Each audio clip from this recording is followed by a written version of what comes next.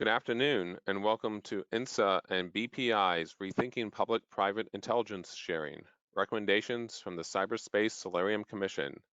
I'd now like to play a message from our sponsor. A meal is more than just food. It's comfort, hope, and for many, a livelihood. That's why Citi is partnering with World Central Kitchen, who have transformed the way we feed our communities during the pandemic. By connecting people who need meals with restaurant and delivery workers who need to earn a living, they can help struggling restaurants and fight hunger at the same time.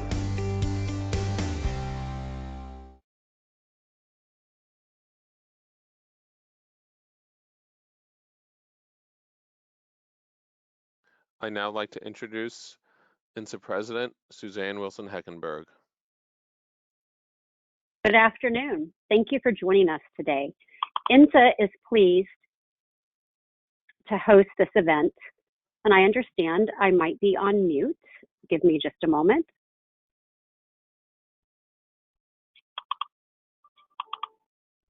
I'm good to go.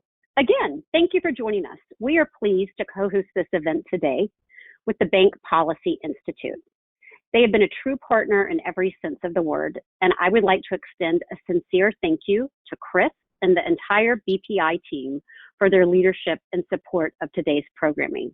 We have an outstanding lineup of speakers. We are especially pleased to welcome Congressman James Langevin and Everette Jordan, Treasury's Deputy Assistant Secretary for IC Integration. Thank you to you both for making time to be here with us this afternoon. Before we begin, as usual, a couple of housekeeping notes. If you have questions, please submit them through the Q&A box on the right side of your screen. I encourage you to identify both your name and your organization, and we are pleased to welcome several members of the press to the webinar today. This is a reminder that this program is on the record. And finally, I would like to thank our sponsors, Citi and AT&T, for their critical support of today's virtual programming.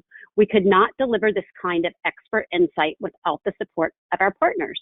I'm pleased to let you know we have over 500 individuals registered for today's virtual panel. Now it is my pleasure to introduce INSA board member and Senior Vice President for Citigroup's Cyber Intelligence Center, James Katavalis, who will introduce the moderator of today's program. James, I'll turn it over to you now. Thank you. Great, thank you so much, Suzanne, and I'll be brief. Citi is obviously very proud to sponsor today's discussion, and I'd like to thank INSA and BPI for their outstanding work in arranging the program. Citi's been supportive of BPI and INSA for a long time now, really precisely because they've served such an important role in bridging the gap between industry and government. And 2 points of evidence for that. One is just the number of registered attendees, which Suzanne just mentioned, phenomenal turnout. And the second point of evidence is this distinguished panel that they brought together for us for today's program. As a systemically important financial institution, Citi definitely has a deep understanding of the risks and the challenges, and also the opportunities with respect to cybersecurity. And there really is no alternative, at least in my mind, to a more substantial collaborative effort to help evolve the public-private partnership, particularly with respect to national economic security. So at this point, I know was highlighted multiple different ways in the Cyberspace Solarium Commission report as well, but this should be a really useful and interesting conversation. And with that, I think I will just hand off to today's moderator, Mr. Chris Feeney. I've had the pleasure of working with Chris for a number of years in his capacity as Executive Vice President for BPI, also President of BITS, and now is the Vice Chairman of the FSARC. So Chris, thank you, and I will turn it over to you. Great. James, thanks very much, and thanks for doing this and being a co-sponsor. Suzanne, the same to you. It's been really a great partnership. So I'm thrilled to be here today. You know, it's a really important topic at a really important time. Our ability to rethink the public-private intelligence sharing, improve our cyber defenses is something we all look at. Given the increasing number of sophisticated foreign attacks and particularly the attacks on vital critical infrastructure, we were really pleased to see the Cyberspace Solarium Commission devote so much of its time to it. As Suzanne mentioned, we're joined today by a distinguished panel, Representative James Langevin, who was both a commissioner of the Cyberspace Solarium Commission, but also co-chair of the Congressional Cyber Caucus and chairs the House Armed Services Subcommittee on Intelligence and Emerging Threats. Everette Jordan, who was mentioned before, from the Department of Treasury, the Deputy Assistant Secretary. Leslie Ireland, current Board Director of Citi and former Assistant Secretary of Intelligence and Analysis. And then Scott DePasquale, the President and CEO of the Financial Systemic Analysis and Resilience Center. So thank you all for joining. It's great to have you. Representative Langevin, I thought we'd give you a few minutes to talk about the work of the Cyberspace Solarium Commission, what its intent was. We appreciate the thorough assessment, certainly, that you've done, and also the incorporation of the private sector. So it'd be interesting to hear from you, and also how you view the role of the private sector in that commission's work.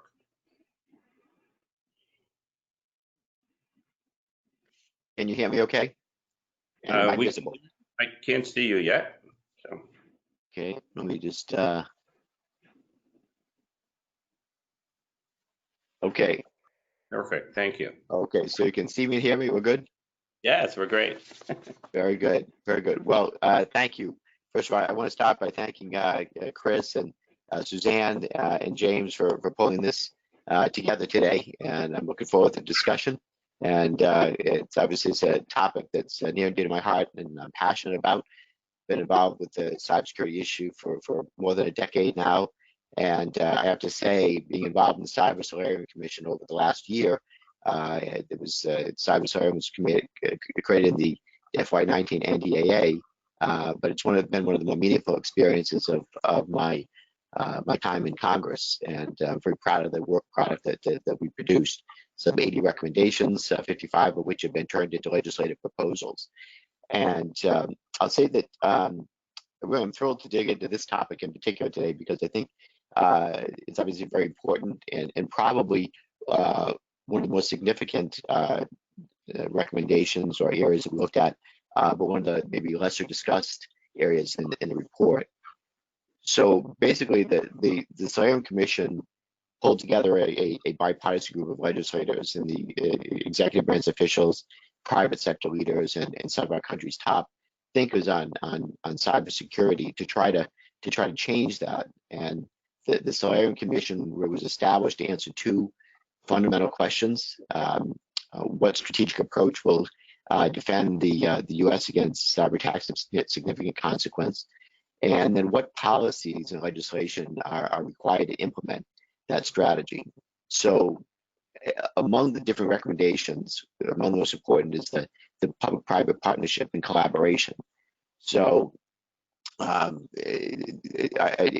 fact, we devoted a whole pillar to this topic. So basically, the government doesn't own the majority of assets and functions and entities in the cyber domain. And while that seems like an obvious statement, I would say that the implications of that are far from obvious, and we spent a lot of time discussing them. So here we introduced the concept of systemically important critical infrastructure, or we call it Citi for lack of a better acronym. But we proposed this classification basically to include entities responsible for systems and assets that really underpin national critical functions, and suggested that, for example, energy, financial, and telecommunication sectors really might be a good place to start. So I hope to dive into this a little deeper in the next hour, but let me make, I guess, just two quick points. First, we need to, in the words of Ken Rapuano, you have to be ruthless about which firms, which entities really qualify for that Citi designation. A top financial institution would, for example, but not a local credit union. The power grid operator, say in the Mid-Atlantic, probably would, but the municipal co-op probably would not. So think of it in terms of if an entity is hit and they're down, is it just the company has a bad day, or is it that the whole country is going to have a bad day? And so those major institutions or entities that would cause the country and the American people to have a bad day, that fits into that rubric, that construct. So the second, this classification, comes with additional benefits and responsibilities, and we laid this out in the report. Things like enhanced intelligence sharing from the government, and we can talk about better ways to do that, as well as for the companies that meet more stringent cybersecurity standards. That's a requirement. It would be on their part. So these points reflect what Chris Inglis called a new social contract between the government and industry to structure the nation in cyberspace. So that's kind of how we lay that out in Pillar 5, and it really important. I think would get us to a stronger place in cyber where we're not right now, but it would get us to where we want to be. So I'll stop there and look forward to diving into these topics during the course of the discussion today. Congressman, thank you very much for those remarks and for the work you do. We had the benefit of participating. And just for the audience and the participants, remember there's an ability to ask questions, and we'll be happy to take them as we go. But maybe I'll turn to Leslie a little bit, and anyone else who might want to answer. But following those remarks, it'd be interesting to know what the threats are that you see to the financial sector and how the industry has really worked to address them. Sure. Thanks, Chris. And I'm pleased to be on this panel of other people that many of whom I know and I deeply admire the work that they're doing in this area.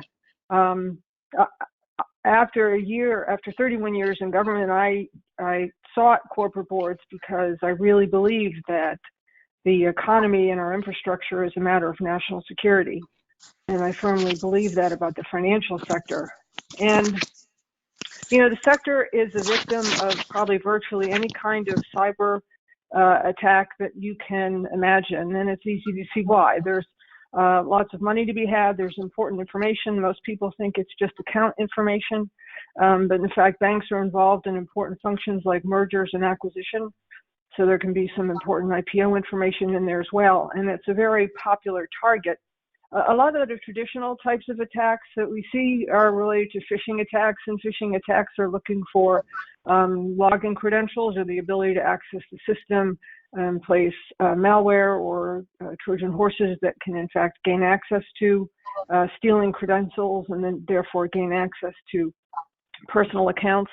Ransomware is another problem, and we see an increasing sophistication in the ransomware attacks in terms of criminals apparently being seen as specializing in different parts of the ransomware function. Some are looking in your network, and some are identifying what the information is that would be most valuable to you, either that they would want to freeze or information that they might want to threaten to expose because it could embarrass your company. Something that's a little bit unique, I think, to the financial sector is something called jackpotting, where ATMs are hit and are targeted specifically, both remotely and with somebody in person, stealing large sums of cash directly out of the ATMs. Another problem that we see is in the dark web. We see cyber criminals who either are looking for somebody inside of a bank who can give them login credentials and passwords, or cyber criminals who are advertising that they have that capability and they're willing to sell it to you. So there's an insider threat component to this that the banks need to be worry about. I think I need to stress that the financial sector I've seen is also subject to the whims of geopolitical considerations. What do I mean about that? I mean, if you look at the pandemic today, if you look at the kind of phishing attacks that we're seeing, a lot of them will prey upon a sense of vulnerability or uncertainty about the COVID-19, promising cures or, promising to funding or to help you out, playing upon people who are working from home.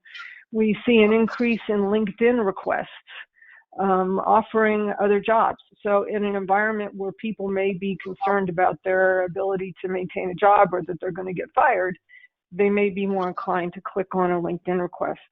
And I don't think you have to go too far back in our history to remember the Iranian DDoS attacks against the financial sector that came at a time when the US government was involved in a sanctions program against Iranian financial sector and the perceived tit for tat there. And finally, I'd mention, go without saying, it's not just cyber criminals, obviously it's state actors, and lots of lessons learned from the North Korean attack on the Bank of Bangladesh and the attempted theft of $1 billion, billion with a B, $1 billion. Mm-hmm. Right. Thank you for that. And actually, you brought up the idea, the nation states and criminal actors really are very active. Is there a situation here where the government could do more to protect the firms and the economy?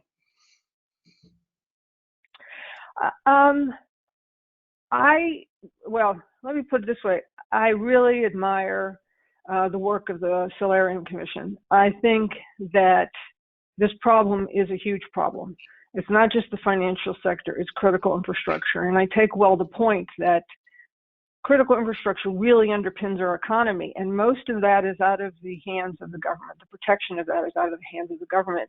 And yet, having worked in the government, I understand that there are a lot of resources and a great deal of understanding about the cyber actors, about the threat that they can pose, that I think can be brought to bear and should be brought to bear with the private sector, with companies themselves.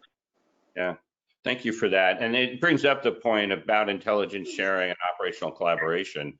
And it'd be really good to know, about that work and how some of the panelists view, what can be done in that arena and how do the two work together to protect critical infrastructure. If Everette or Scott, someone want to answer that piece, that would be great. Go ahead, Everette. There you go. From the roughly 2015, there was the Cybersecurity Information Sharing Act of 2015, which does direct the government to work with the private sector on various critical infrastructure issues. Now, one of the issues is a must and a may. As far as the wording of the act says that the U.S. government must work with the sector. Now, on the other hand, from the sector side, it says the private sector may work to share information with the U.S. government. Now, that is that's a difference, and it requires activity from both sides, a desire from both sides to get together and work these things out. And I've been able to see this from where I sit and the activities I've been involved with to really experience not just the must and the may, but what are we doing now? What have we done since we saw this years ago and are becoming more involved and getting more into the regular day-to-day interaction with certain groups and others. So this is good.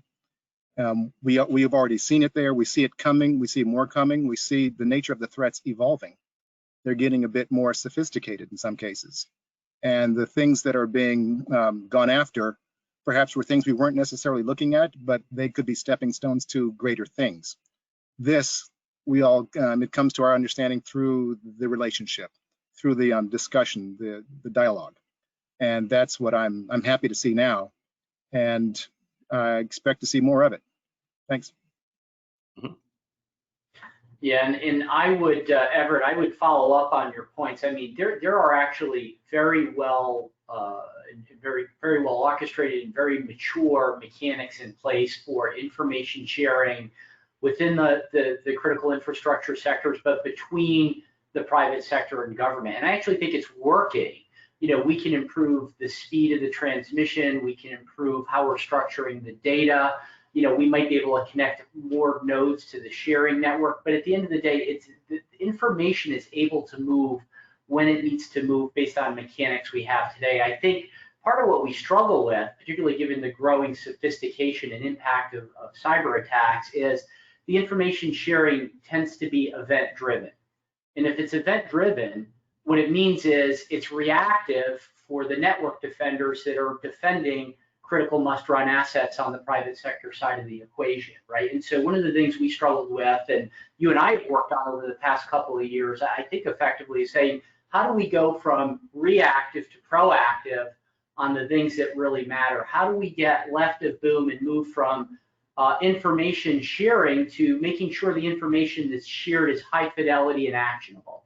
And so enter the conception we had at FSARC of operational collaboration, and what we really needed to do there is have this less scalable engagement, very focused on those priority assets that must run, that the private sector operates, to Congressman Langevin's earlier point, right? What is that thin lane of real estate that we cannot afford to fail, or the whole banking sector goes down, or the whole power sector goes down, or we have a bigger problem in communications we can't recoil from.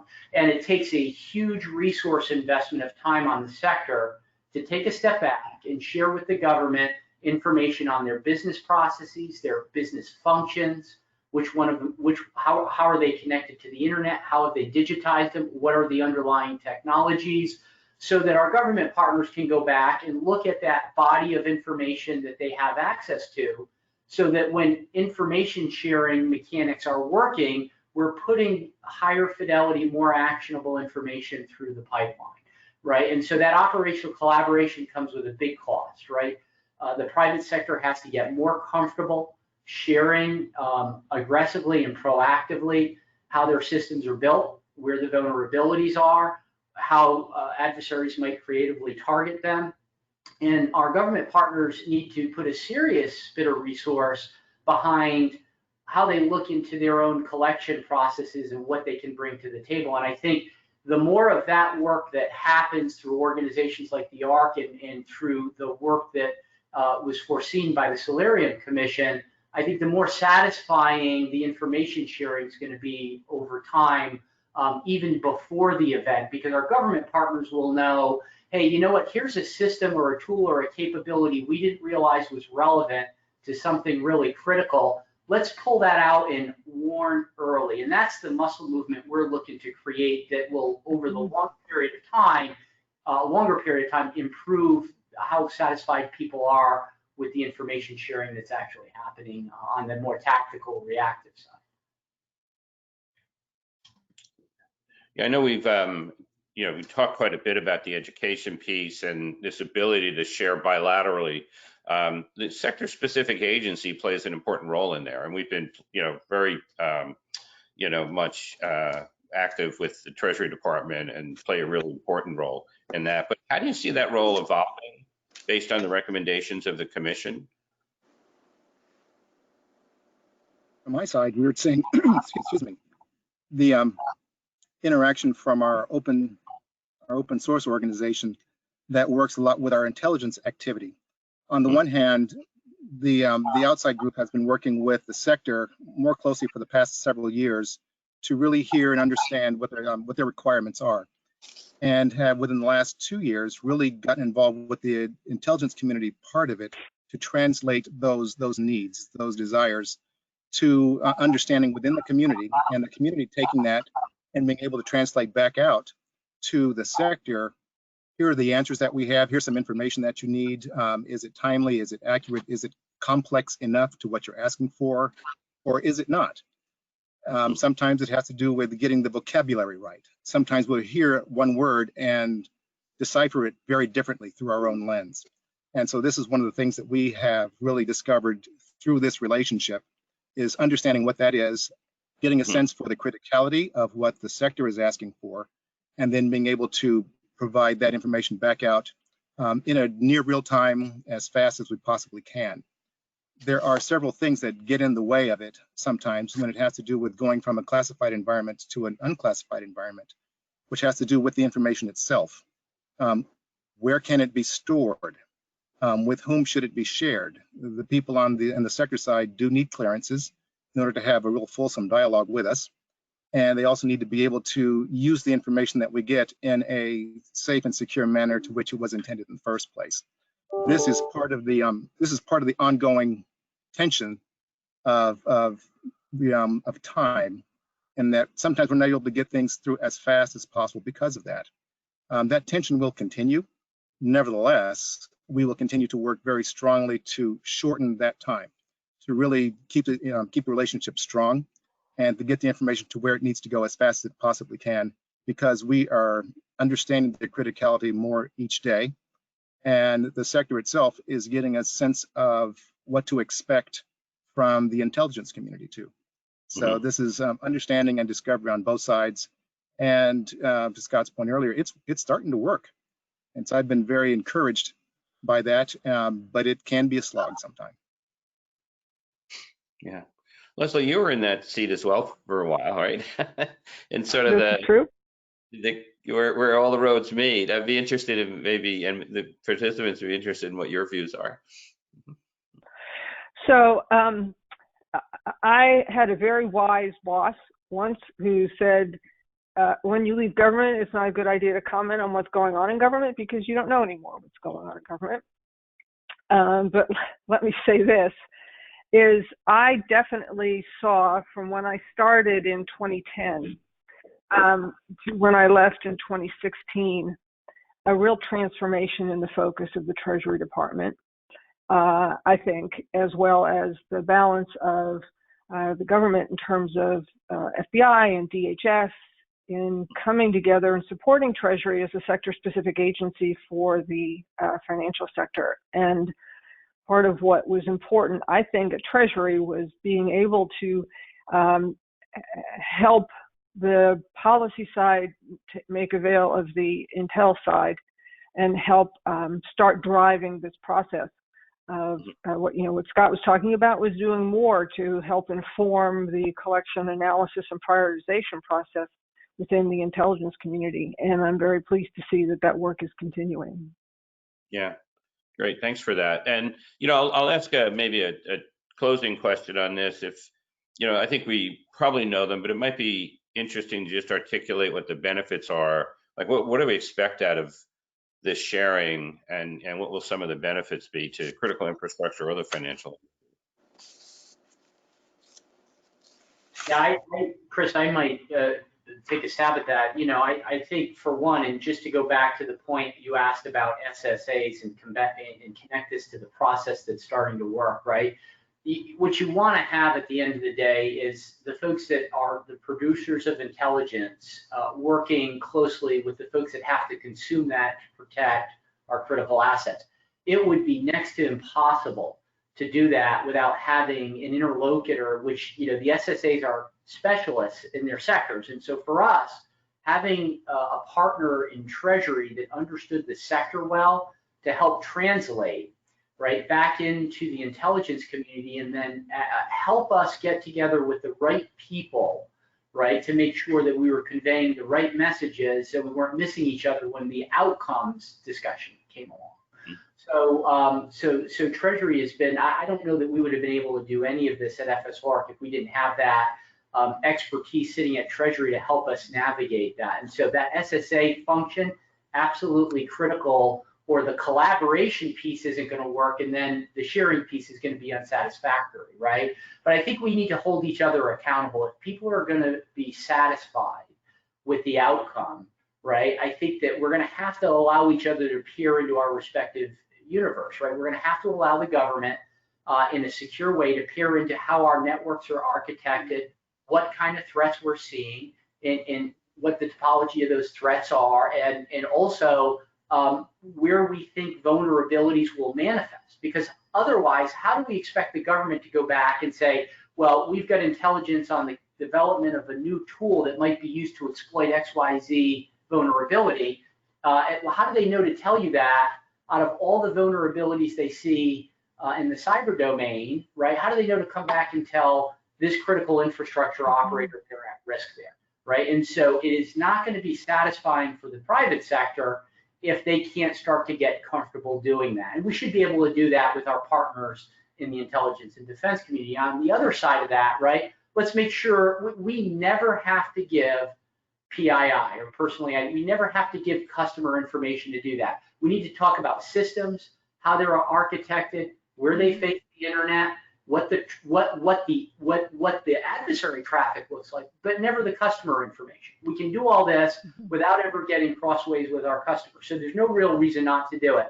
If we do that, I suspect the satisfying outcome is going to manifest very directly in the type of briefings our government partners are able to give us over time. They can be more targeted, more specific, and more actionable. And I would venture to guess that that kind of engagement will allow the government over time to declassify more relevant information. There's a lot of information to declassify. Very hard to ask our government partners to do it, but on a very specific basis. But if we can be specific and focused about those critical systems that Congressman Langevin pointed out, we can start to now push information that can be declassified, or pieces of information that can be declassified, so it can be usable and actionable. And I think those are all real benefits over time. The other big benefit is we're improving our odds to have our government partners give us strategic warning in a proactive way. We will be much more likely to get a call from Everette to say, Scott, you need to be aware, we're seeing this tool generation. We can only talk about it in classified space, but there are things our CISOs can do to protect those networks without ever needing that classified data if they know that a certain part of their infrastructure, might be at heightened risk. Those things are still very actionable and can result in a much more resilient financial services sector ultimately, at least for those organizations that have big digital exposure to critical systemically relevant systems. On the government side, our firms see a lot of information, in many cases, before the government sees it, right? And so is there an ability to improve classified or confidential threat sharing? We've seen some more of that activity through the FSARC and through us in partnership with them.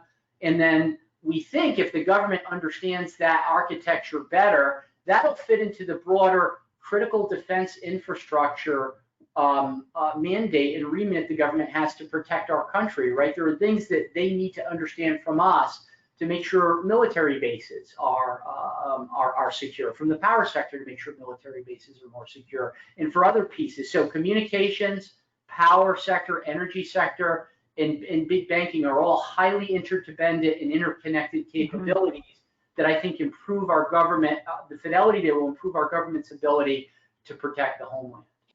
I think what Scott is really talking about in a lot of ways is context, right? And allowing the intelligence community to understand the things that they might be seeing that might not look important to an intel analyst, but someone in one of these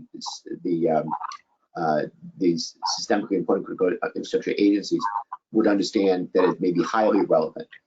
One of my staffers uses the example of the loan processing entities. I guess if I understand it, there's one major loan processing entity that if that entity went down, all mortgage loan processing would come to a screeching halt. Now, an intel analyst might not see that as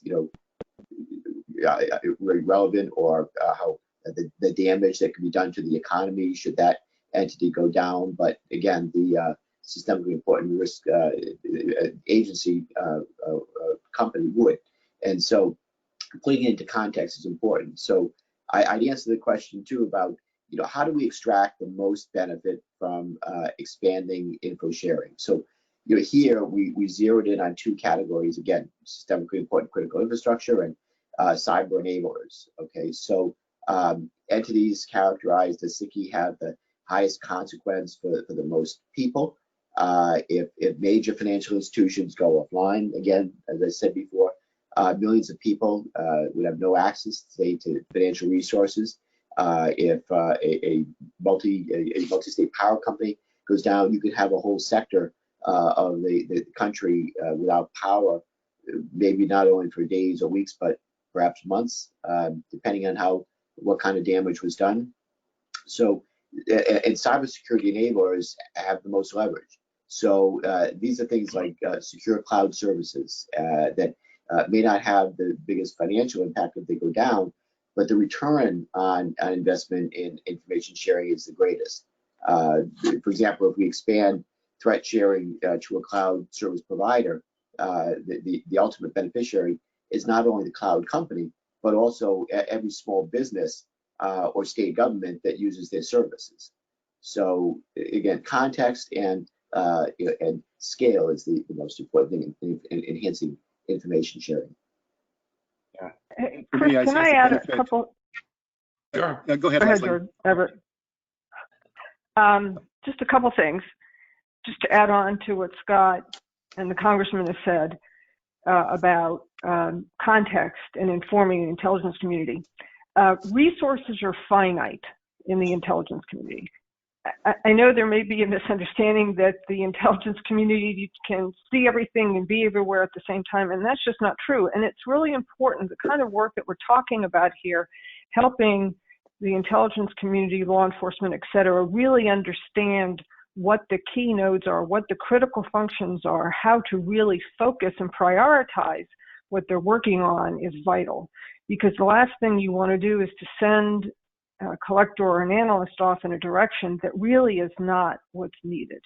And that we have to remember that cybersecurity is very important, but there are other priorities that the intelligence community is asked to balance on a daily basis. And there is always that dynamic tension of where the resources are going. The other thing I would add, and I was pleased to see this come up in the Commission's recommendations, is I think a real value in this kind of collaboration is tabletop exercises. And Treasury Department did a series of those before I left the government.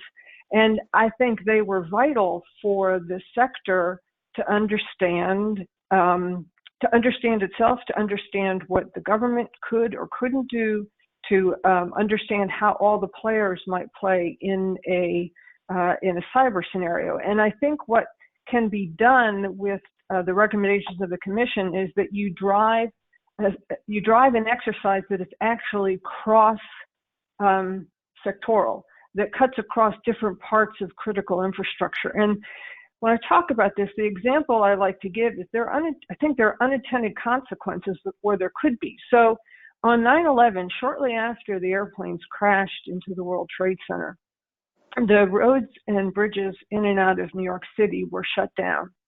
Easy to understand why. You wanted to make sure that your emergency response personnel could get in and out.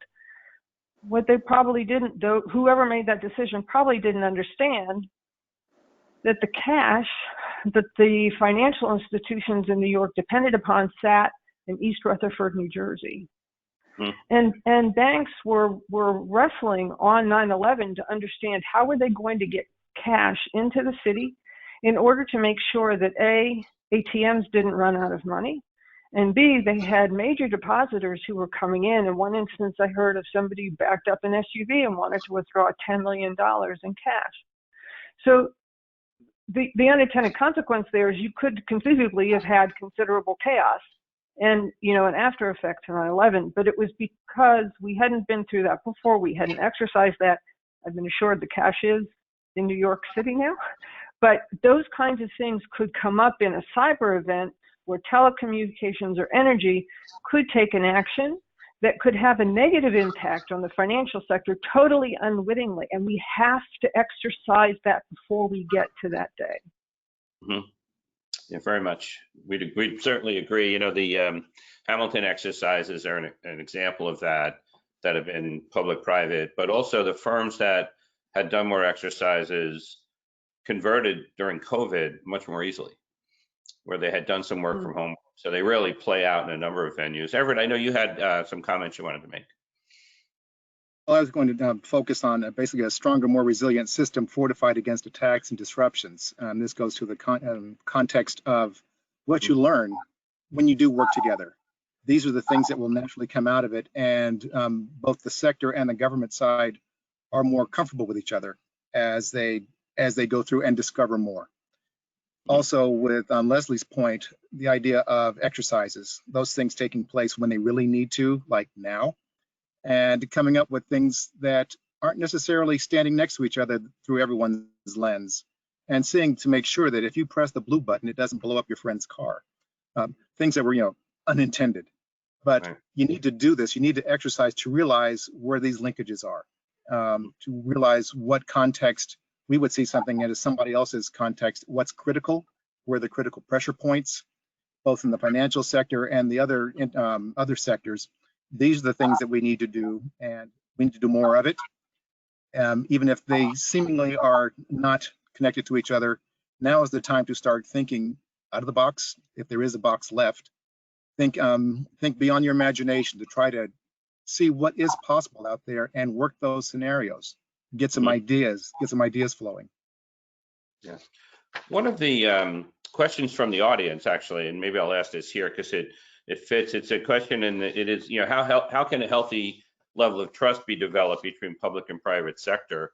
And I think you've all touched on it, but it might be interesting to know, and Representative Langevin, you've obviously, trying to foster this through the Cyberspace Solarium Commission, but your thoughts, or anyone's thoughts on that, would be interesting. Well, I think exercising it, as just discussed a few minutes ago, is just essential. Building up that trust and that muscle memory, and so that both sides get more comfortable with each other. And it's been a bit frustrating that more information sharing hasn't happened already. I'm a veteran of the CISA legislation to try to bring down barriers to information sharing, but it really is important to practice it and facilitate that information sharing and see both sides see why it's relevant, why it's important. By the way, the other thing that's important is talent exchanges between government and private sector. That's something I've worked on both the DHS, DoD, to try to make it easier for people to kind of rotate in, rotate out, and to kind of cross-pollinate. Certainly trying to build up the cyber workforce is essential because the pie is too small right now. And so things like the Cyber Core program, it's a scholarship for service program that allows young people to help get paid resources for college, but then they go into government service for a period of time afterward, and so building up the talent pool. But that cross-pollination is really important. Yeah, that was notable too in the Solarium Commission's work. So thank you for that. Another question maybe, and there's a couple that came up through the course of this from the audience. So, but one around, and Scott, I think you touched on this a little bit, but how do we share information to aid government action? So the defending forward is the phrase here, while respecting privacy issues. Yeah, Chris, I actually bridge this question with the last one, because I also wanted to follow up on Congressman Langevin's point about, what is going to help this trust environment, right? Well, what's not going to help the trust environment is moving the wrong types of data. We don't need to move customer data to secure our networks and create a resilient financial services sector or power sector data. Now, if there's a fraud or a criminal action, and we need to address that with our government partners discreetly to stop the bad guys from stealing money or compromising our customers, that's handled discreetly, but not at a wholesale level, right? What we handle at a more scalable level is the network information. So if you stay away from PII and you stick with infrastructure and technology, right, and we focus on where there are vulnerabilities in the systems that hold the customer assets versus the customer assets and the customers themselves, you can still win this battle. And from a trust standpoint, we started 3 years ago looking at a handful of critical market functions that were by definition very sensitive and not within scope for information sharing, right? And what we found worked was the first thing in building trust is make sure that if we're brokering a discussion between a government partner and a large industry player that's operating sensitive information, let's make sure it's no penalty. If organization A is going to give the government organization B information on infrastructure or a vulnerability, let's make sure that that doesn't become a regulatory item. Let's make sure that we can exercise the muscle memory to start that it's no penalty when we get to the really sensitive stuff, right? After we get some experience with, hey, this was no penalty, then what we experienced over the last few years is we're allowed to do a little bit more of it on both sides, right? But very quickly what ends up happening is, okay, well, there's no penalty. We're sharing now. Now each side is going to say, what are we getting out of it? And I think that where we got to be careful is both the firms and the government need to resource this and need to commit to outcomes, right? Because if we don't see outcomes, then the big investments that the private sector firms have to make to get this data together and avail it in a way that's useful to the government is not going to last, right? And so there's going to be a return on investment where the sector sees the government is actioning this information, right? And that might not only manifest itself in information that's shared, because the government may not have intelligence today on the asset that you're trying to protect, but the private sector may see the fact that the government now is collecting persistently on threats related to that and has shared enough information with the contributor of that information to validate that that's happening, to encourage the private sector to continue to give this information and be involved in these programs. So this comes to let's make some small muscle movements. Let's make sure there are no penalty. Let's show some return on investment. And even if it's not like raw intelligence coming back that's actionable, that at least the counterparties can see that we're instrumenting something that'll pay a future dividend from securing the network or protecting the infrastructure standpoint. So it happens a little bit at a time, but we don't need to go into customer data to do any of this. Great. From the, I want to echo Scott's comments totally. This has been working very well. And in anticipation of wanting to do this even better from our side at the organizational level, some of our major agencies have realigned some of their cyber activities. For instance, the Director of National Intelligence has taken some of their disparate but related cyber activities and pulled them into one organization, excuse me, called the IC Cyber Executive. The National Security Agency has also last October come up with their new cyber directorate. You'll also see, of course, CISA becoming more and more involved with the things that they do. And we're working very closely together as a community on this side, but then also engaging with the FSARC and the sector on their side while we're doing these things to make sure that we bring the right, the right understanding, the right weight, and pretty much describing the right importance that we put on this with the sector to try to get the information through the processes that we have in place and improve them, make them a bit more efficient, and also make the information relevant and timely. So very happy with all of it, seeing the return on investment, because the same questions are being asked on our side as are being asked on Scott's side. What are we seeing for all of our efforts? And they've been, in some cases, small victories, but for me, this is all affirmations that we're heading in the proper direction. Hey, Chris, can I toss in a couple thoughts? And I'm coming at it from a slightly different angle. So the intelligence community, we're talking about legislation here. We're talking about legislation to create a change in behavior and over an array of stakeholders. And the intelligence community went through that in 2004, 2005 with the creation of the Director of National Intelligence. And a position that I took at that time was a newly created position, and it was designed to do some of what, similar to what we're talking about today. It was designed to bring resources from across the community to bear on a particularly hard problem. And the hard problem I was tackling was Iran. So I was the Iran mission manager, and legislation only will take you so far. And I just want to echo a lot of what Scott and Everette and the Congressman are saying, is that there is a people factor in here. There's a trust factor that has to be built. You need to, the advice I was given, and I was given this by somebody who had come into the ODNI and who was actually a businessman by background, and he said, basically, you need to identify your whales. You need to identify who is really behind you, who supports your mission, and who is in a position to really make a difference.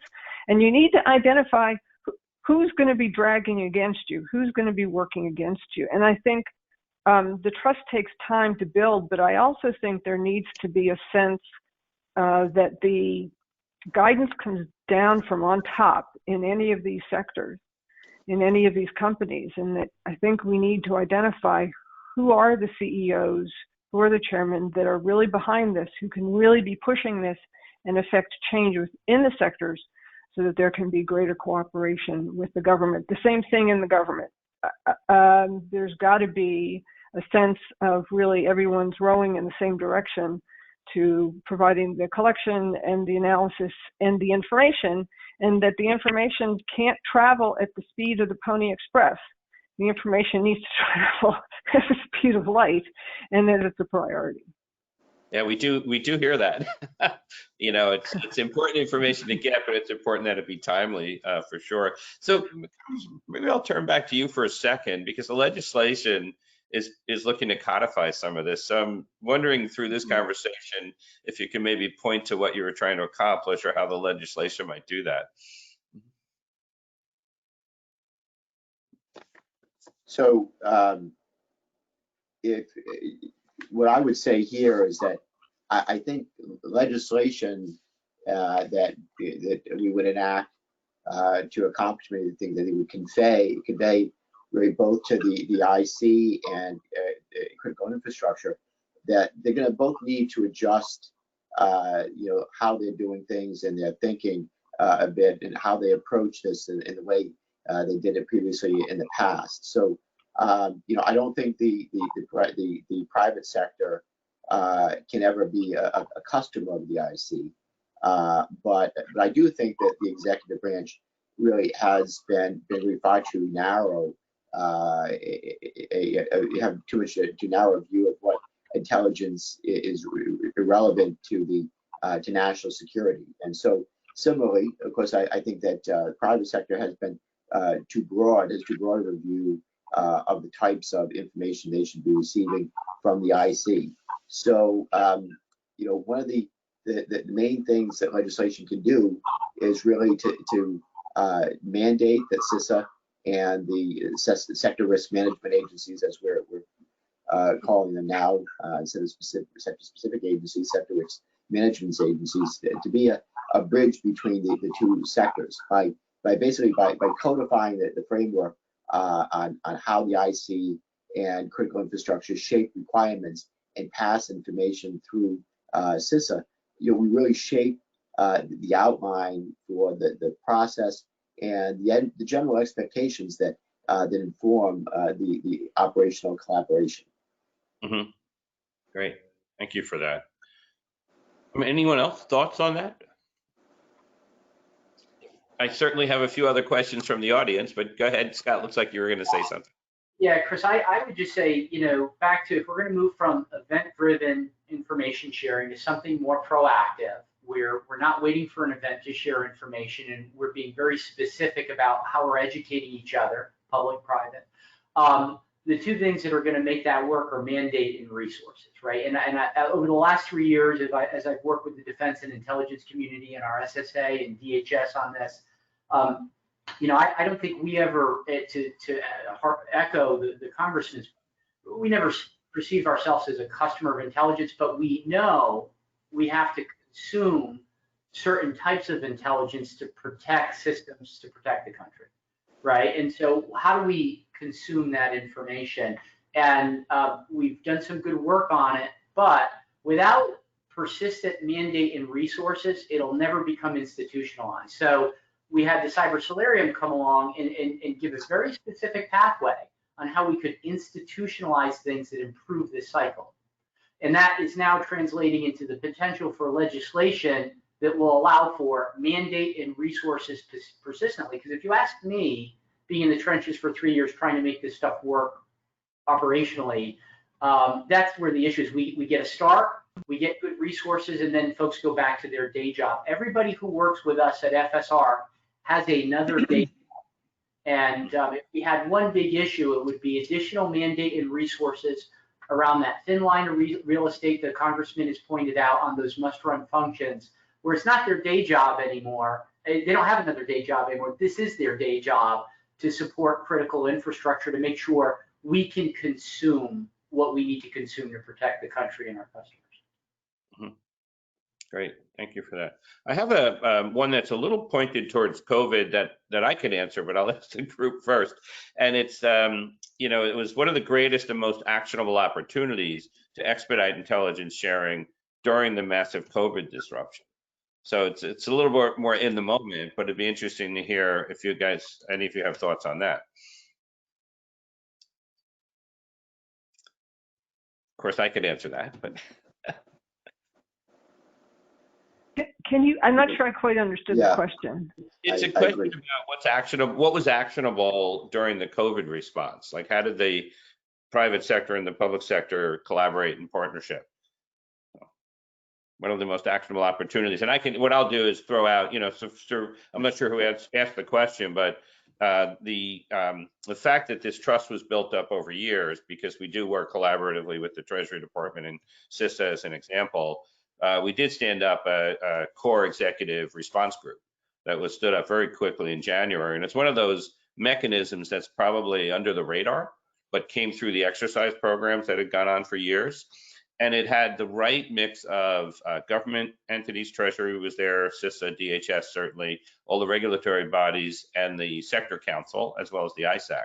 And we did share information through the course of this. How do we remain resilient? How do we get cash to banks, as an example, right? How do we get essential workers to the office? So I think that partnership that existed, and this actually advances the partnership, has a series of mechanisms that help the industry respond and help the U.S. government respond. So that's the way I would think of that question. I'm not invested. Yeah. So Chris, let me take a crack at it.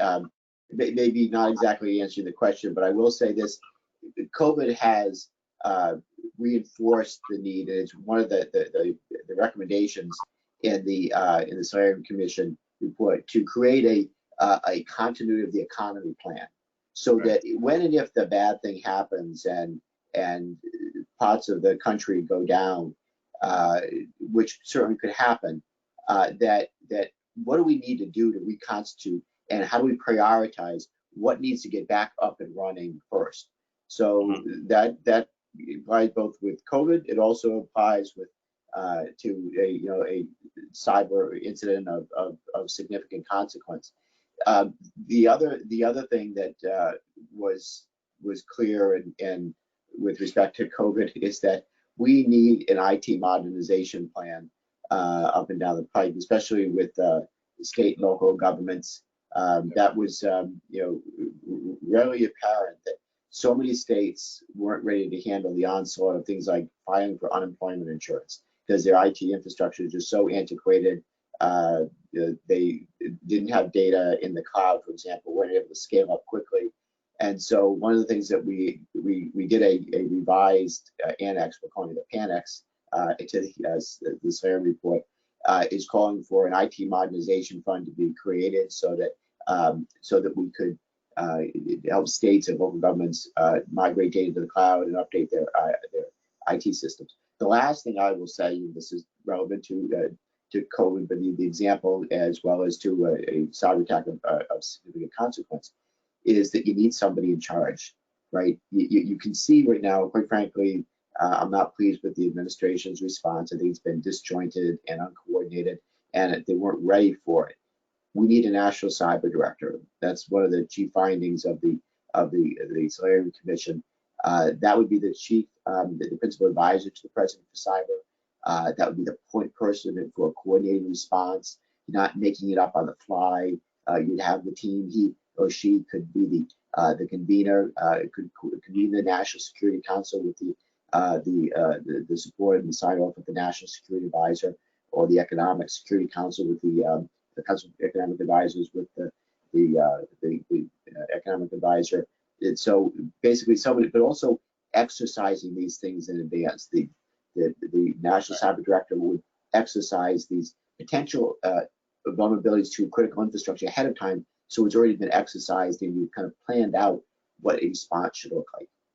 That is fantastic, and we fully agree. And we have a minute left, so I want to thank you all and turn the program back to Suzanne, who's going to give some closing remarks. So thank you, panelists, for all of your comments and work on this. Appreciate it. Suzanne? Thank you, Chris, both for the partnership, and I'd like to also thank all of our speakers for such a candid and insightful conversation today. There's certainly a lot more we would like to cover, but we are limited to this hour. For all of you watching online, thank you for taking the time this afternoon to join us. Thank you to our sponsors, Citi and AT&T. I would like to ask when the webinar ends, if everyone could take just a short moment to fill out the survey that will pop up. We really do value your feedback. And finally, we hope you will join us at some of our upcoming events. We have our speaker series where we're going to be featuring John Felker, then Greg Smithberger, Janice Glover-Jones, Zachary Tyson Brown. And then next Wednesday, we'll be hosting a panel called Out of Office on Wednesday, July 22nd in the afternoon, pertaining to teleworking in the intelligence community. You can find a full lineup of our virtual events on insaonline.org, and all of these that I've mentioned are gratis. Thank you to our sponsors for making that possible. This concludes today's program. Stay safe and healthy, and I hope you all have a wonderful afternoon.